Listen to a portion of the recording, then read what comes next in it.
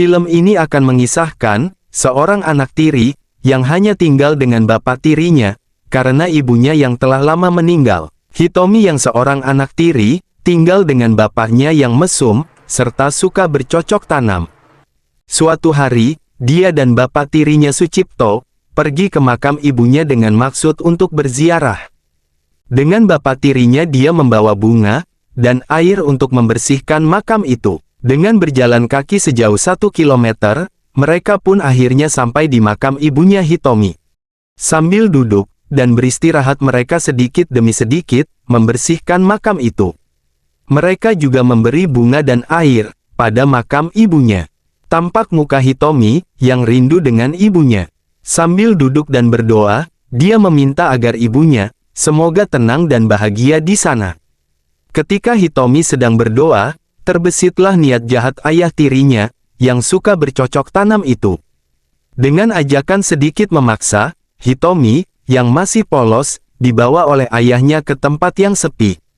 Dengan berjalan dan menggandeng tangannya, Sucipto tergesa-gesa membawa Hitomi. Hitomi pun seperti pasrah dan mengikuti saja kemauan ayahnya itu. Dengan pasrahnya, Hitomi yang masih polos dan imut mengikuti kemauan ayahnya itu untuk bercocok tanam di hutan.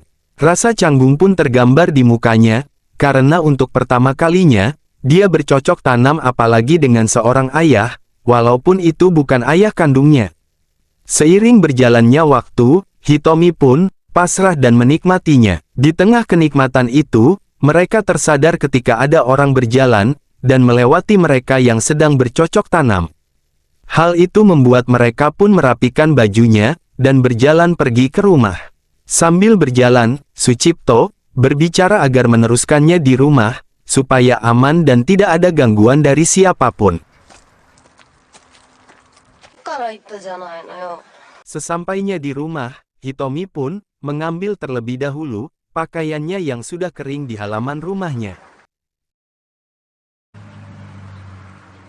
Sambil menunggu Hitomi menjahit pakaiannya yang sudah kering, Sucipto pun mempersiapkan tempat untuk mereka bercocok tanam.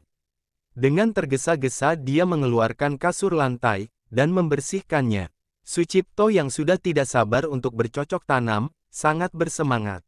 Setelah itu Sucipto pun pergi untuk memanggil Hitomi dan mencuci sebentar rudalnya. Dengan tergesa-gesa Sucipto pun menarik Hitomi ke dalam untuk bercocok tanam. Mereka pun akhirnya bercocok tanam bersama, dengan Hitomi yang sudah tidak canggung lagi. Jangan lupa subscribe dan nyalakan loncengnya, untuk konten yang lebih baik selanjutnya. Salam Sopar.